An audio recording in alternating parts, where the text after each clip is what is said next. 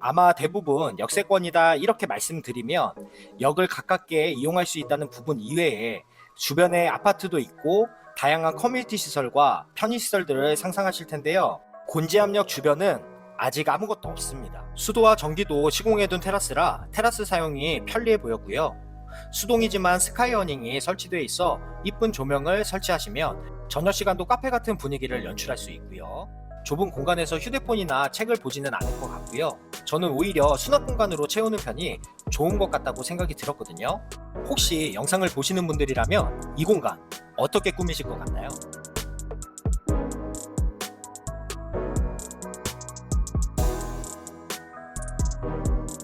안녕하세요. 하우스토리 20일입니다. 오늘은 다양한 금액과 구조로 분양 중인 곤지암 단독주택 현장으로 가는 길인데요. 혹시 곤지암이라는 지역 잘 알고 계신가요? 아마 직접 가보지는 못했지만 곤지암이라는 지역은 많이 들어보셨을 것 같은데요. 곤지암은 경기도 광주시 행정구역에 있고요. 삼리, 신대리, 곤지암리, 열미리 등등 많은 마을이 모여있는 지역입니다. 그럼 이 많은 곤지암 중에 오늘 가볼 곳은 어디냐? 바로 판교와 여주를 연결하는 경기도 광주시 경강선 곤지암역이 있는 신대리입니다. 오늘 보시는 현장은 곤지암역을 도보로 이용이 가능한 현장인 만큼 곤지암역도 보여드리고 신대리 편의시설과 단지로 들어가는 길도 차량으로 움직이면서 잠시 소개시켜드리고 주택을 안내해드려볼까 하는데요. 제가 경환동이라는 지역에서 초월역에 있는 초월은 메인도로를 이용해서 약 16분 정도를 달려 신대리 곤지암역 인근에 도착한 건데요. 곤지암역 주변은 아직 차량이 많지는 않습니다. 아마 대부분 역세권이다 이렇게 말씀드리면 역을 가깝게 이용할 수 있다는 부분 이외에 주변에 아파트도 있고 다양한 커뮤니티 시설과 편의시설들을 상상하실 텐데요. 곤지암역 주변은 아직 아무것도 없습니다. 오늘 보시는 주택에서 차량 3분, 도보 13분 정도로 경강선을 이용할 수 있는 주택이 맞습니다. 그럼 역세권은 맞는데 그냥 경강선만 가까이 있는 단독주택 아닌가 이렇게 생각하실 수 있는데요. 그렇게 생각하시는 분들을 위해서 곤지암역에 대해서 잠시 설명을 드리겠습니다. 곤지암역은 현재 도시개발이 진행될 예정입니다. 곤지암역 주변 약 17만 1894제곱미터로 개발이 되고요. 제가 내용을 살펴보니 준주거 시설과 단독 공동주택으로 약 936세대가 주거용지에 들어올 예정에 있습니다. 당연히 상업용지도 있기 때문에 다양한 편의시설들, 보행자 도로와 연결되는 공원까지 이 모든 게 2025년까지 들어올 예정으로 돼 있습니다. 당연히 오늘 보시는 현장에서 차량 3분이면 이용할 수 있는 거고요. 아마 경기도 광주 단독주택을 보면서 이 정도 개발되는 곳은 보기 어려울 겁니다. 자, 그럼 2025년에 개발이 된다고 하면 지금 현재 입주하시는 분들이 이용하시는 편의시설은 어디를 이용하실까요? 자, 그래서 준비했는데요. 곤지암역에서는 2분에서 3분, 오늘 보실 단독주택 현장에서는 6분에서 7분 정도로 이용 가능한 편의시설이 있습니다. 자, 이곳이 편의시설이 모여있는 곳인데요. 읍내 정도로 보이기는 하지만 다양한 편의시설들을 이용할 수 있고요. 간판만 보더라도 곤지암 내에 있는 편의시설들이라는 건 단번에 알 수 있겠네요. 자, 아무튼 은행, 마트, 병원, 다양한 먹거리들은 차량 6분에서 7분 정도로 다양하게 이용할 수 있습니다. 학교도 초중 고등학교가 다 모여 있고요. 제가 하나하나 다 말씀드릴 수는 없으니 영상을 통해서 잠시 눈으로만 확인해 주세요.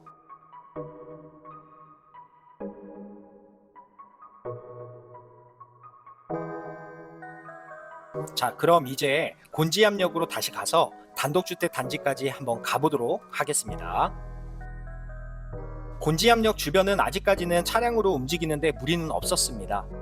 여기서부터 단지까지 거리상으로는 3분 정도고요. 신호가 걸린다고 해도 한 6분 정도 보시면 됩니다. 이전의 도로는 이런 도로가 아니었지만 확실히 도시개발이 진행되는 곳이라 도로가 상당히 깔끔하네요. 자, 드디어 단지로 들어가는 초입에 도착했습니다. 확실히 다세대 주택과 다가구 주택들이 보이면서 길이 갑자기 협소해지는데요. 비포장 도로는 아니라서 차량으로 움직이는데 무리는 없었지만 협소해지는 도로라 정면에서 차량이 왔을 때 신경 쓰이기는 하겠네요.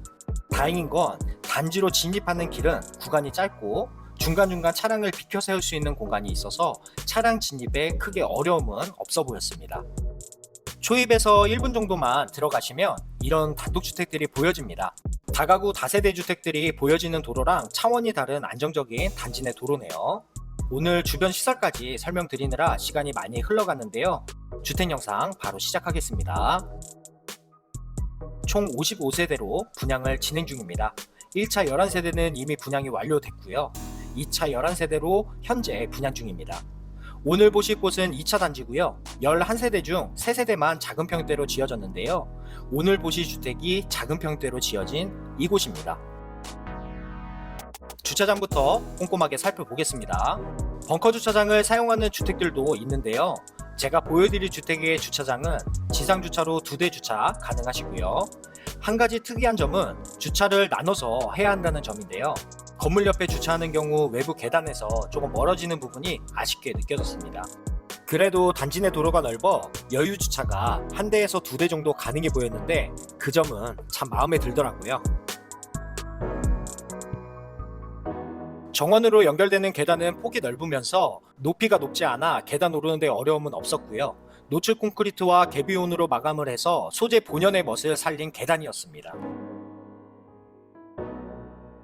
계단에 올라오시면 방부목과 개비온을 이용해서 현관으로 가실 수 있게 만들어 주셨는데요.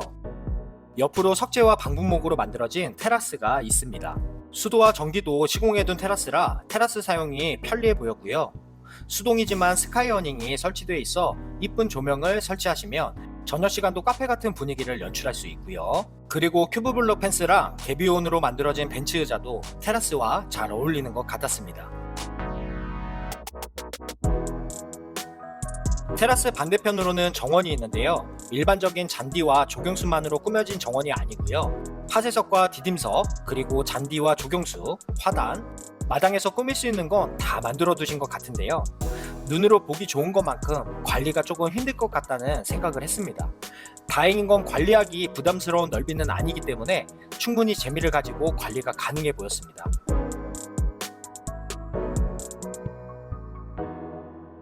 테라스와 정원이 잘 꾸며져 있는데 저는 사실 이 공간이 가장 마음에 들었는데요. 바로 바베큐장입니다. 바베큐장으로 가는 길목으로 텃밭도 있어서 직접 키우시는 쌈채소를 가지고 재미있는 바베큐 파티도 즐길 수 있고요. 8명까지는 조금 답답할 것 같고 한 6명 정도는 여유 있는 식사를 하실 수 있어서 지인분들을 초대하시면 계곡에 놀러온 느낌으로 바베큐 파티도 즐길 수 있어 보였습니다. 바베큐장은 폴딩도어랑 통창이 시공돼 있어서 개방도 가능하고 문을 닫을 수도 있기 때문에 사계절 이용이 가능해 보였습니다. 요즘같이 더운 날씨에는 개방해 두시고 방충망을 치시면 시원한 산바람을 맞으며 파티를 즐길 수 있고요. 그리고 악마 블라인드랑 스크린도 설치해 두셨더라고요. 빔 프로젝트만 설치하시면 영화도 즐길 수 있겠네요. 바베큐장 안쪽으로 문이 있는데요. 이건 실내로 들어가서 다시 설명해 드릴게요. 자, 이제 정원 공간은 다 안내해 드렸고요. 이제 실내로 들어가 보겠습니다. 현관 1호 포치가 크게 시공돼 있어서 비가 오더라도 현관 안쪽으로 비가 들어가지 않을 것 같았고요. 방음까지 완벽하게 되는 두꺼운 현관문이 시공돼 있습니다. 전신 거울장이 포함된 신발장 4칸 띄운 시공되어 있고요. 템바보드로 벽면을 인테리어 했습니다. 삼연동 슬라이딩 중문도 화이트 톤이라 신발장 분위기와 잘 어울리게 시공하셨네요. 중문을 지나 오른쪽으로 거실과 주방이 있고요. 먼저 거실을 보겠습니다. 벽면은 실크벽지, 마루는 강마루로 시공했고요. 창호는 LG 지인 이중 창호를 시공했습니다. 1층 바닥 면적이 18평으로 이야기 들었는데요. 생각보다는 넓은 거실이었고요. 테라스가 보여지는 창호 말고도 픽스창을 시공해서 그런지 답답하게 느껴지지 않았습니다. 아트월은 타일과 템바보드를 이용해서 포인트를 주셨고요. 주방은 디귿자 구조로 공간을 꽉 채워 시공했고요. 거실과 주방을 분리하는 느낌으로 폴리싱 타일을 시공했습니다. 식탁 조명 등 옆으로 아일랜드 식탁 상판이 일반 상판보다 넓은데요. 여유 공간을 많이 확보하고 싶은 분들은 식탁을 굳이 두지 말고 아일랜드 식탁에 의자만 두셔서 식사를 하시는 것도 나쁘지 않아 보였고요. 그래도 식탁을 두시겠다면 4인용 식탁을 아일랜드 식탁과 일렬로 배치하시면 가능할 것 같고요. 그리고 주방에서 한 가지 더 말씀드릴 부분은 상부장을 꽉 채우지 않고 시공했는데요. 상부장 위를 비워두거나 꽉 채웠을 때 제가 생각하는 장단점이 있습니다. 제가 보는 장점은 답답해 보일 수 있는 공간이 시각적으로 좀 넓어 보일 수 있다는 점이고요. 단점은 먼지가 쌓일 수 있기 때문에 위생적으로 청소를 자주 해야 한다는 부분입니다. 사실 주방은 청소를 자주 해주는 게 좋기 때문에 제가 생각하는 장단점이라 다른 생각을 하실 수도 있는데요. 이런 주방 구조라고 참고만 해주세요. 주방 옆으로 수납장과 세탁실이 있는데요.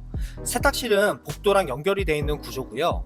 복도에서 보여지는 곳으로 세탁기 배치하시면 그 뒤로 주방의 창고 공간으로 활용도 가능해 보였습니다. 주방 옆에 또 하나의 문이 있습니다. 아까 바베큐장에서 문이 있던 거 기억하시나요? 그곳과 연결이 되는 공간인데요. 저는 이 부분이 상당히 편하겠다 생각이 들었습니다. 정원을 통해 가시는 것보다 빠르게 갈 수 있다는 점도 있지만 음식을 편하게 가져갈 수 있다는 점, 그리고 바베큐 파티 즐기시고 주방으로 가져오셔서 처리하기도 좋아 보였기 때문에 활용을 더 자주 할 수 있을 것 같아 좋았습니다. 1층에 방과 욕실이 있습니다.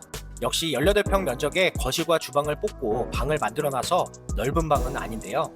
그래서 싱글 침대를 두시고 게스트룸으로 사용하시거나 침실은 굳이 필요 없다 하시는 분들은 멀티룸으로 어떻게 활용할지 고민해 보시는 게 좋을 것 같았습니다. 그리고 1층의 방은 시스템 에어컨과 붙박이장 3칸이 기본 옵션입니다.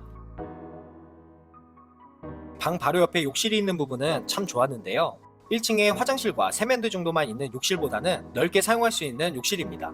그래서 샤워부스까지 설치가 되어 있는데요. 샤워부스 공간은 제가 들어가 보니 공간의 여유는 충분히 있습니다. 대신 덩치가 좀 있으신 분들은 조금 불편하시겠다 이런 생각을 했고요.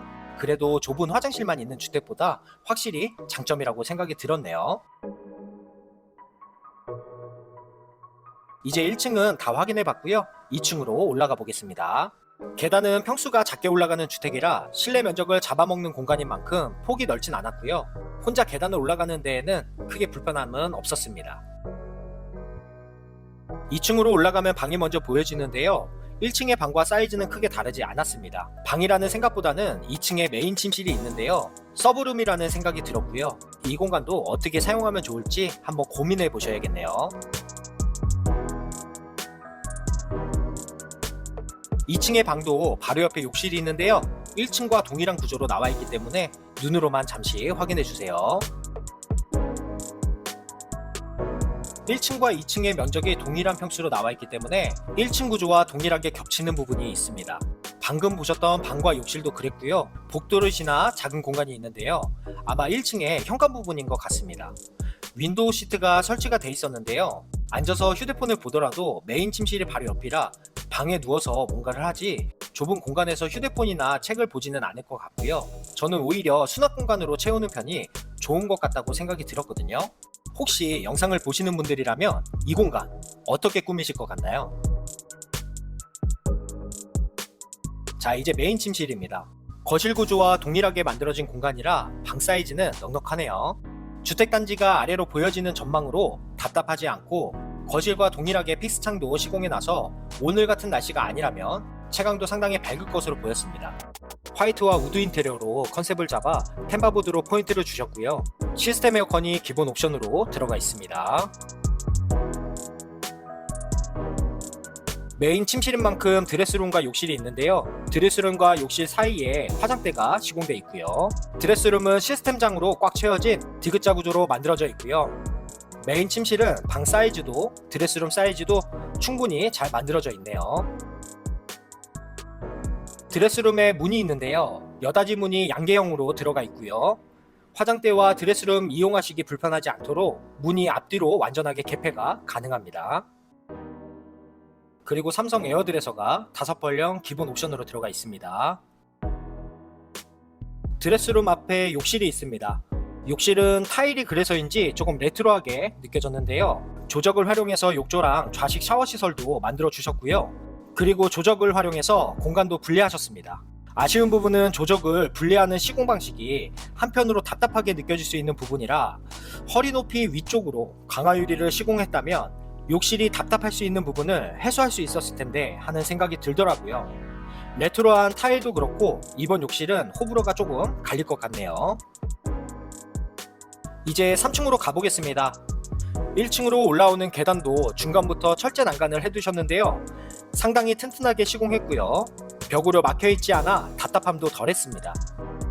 3층은 서비스 공간으로 9평 정도를 사용할 수 있고요. 다락 공간이라 층고가 기울어진 형태로 만들어져 있는데요. 다락이라고 하면 답답하고 쓸모없는 다락이 많은데 이곳의 다락은 1층, 2층 작은 방보다 더 사용하기 좋아 보였습니다. 제 키가 176이 조금 넘는데요. 허리를 굽히지 않고 쓸 수 있는 공간이 꽤 넓습니다. 허리를 굽혀야 하는 공간은 책장이나 수납장으로 채우시면 불편하지 않을 것 같고요. 저처럼 어린 자녀가 있으신 분들은 놀이방으로 꾸미시면 딱 좋겠더라고요. 다락방은 작은 환기창 정도로 마감하는 경우가 많은데 창을 크게 시공해 놔서 오늘처럼 비가 오는 날씨가 아니었다면 채광이 아주 밝을 것으로 보이고요. 산이 보여지는 개방감이 상당히 좋았습니다. 그리고 계단을 올라오시면 바로 옆에 작은 공간이지만 창고가 있습니다. 마지막 테라스 공간입니다. 일단 수도와 전기가 나와 있는 테라스고요. 제가 봤을 때 이번 단독주택 현장에서 테라스 전망은 지금 보시는 세대가 가장 좋은 세대라고 생각합니다. 좋은 전망에 강화유리 펜스를 시공했으면 조금 더 멋진 테라스를 보셨을 텐데 그 부분이 조금 아쉽기는 했는데요. 가격을 생각해 본다면 조금 이해가 가는 부분이기도 하네요.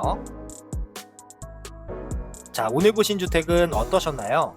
저는 주택이 위치해 있는 주변으로 역세권 도시개발이 된다는 점이 가장 큰 장점이라고 생각이 들었고요.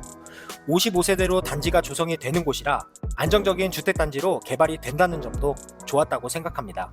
주택은 작은 면적을 활용해 올라가는 현장이라 식구가 많으신 분들에게는 맞지 않은 주택이고요. 대신 식구가 많은 분들에게 맞춰 넓은 평형대의 세대도 짓고 있습니다. 수영장이 크게 들어가는 세대도 있고요. 그래서 오늘 보신 주택이 조금 아쉽다고 생각하셨더라도 다른 세대들과 비교해 보실 겸 꼭 한번 방문해 보셨으면 하는 단독주택이었습니다. 자, 오늘의 영상은 여기까지입니다. 영상이 조금이나마 도움이 되셨다면 좋아요 한 번씩 부탁드리고요. 저는 다음 영상으로 다시 인사드리겠습니다. 감사합니다.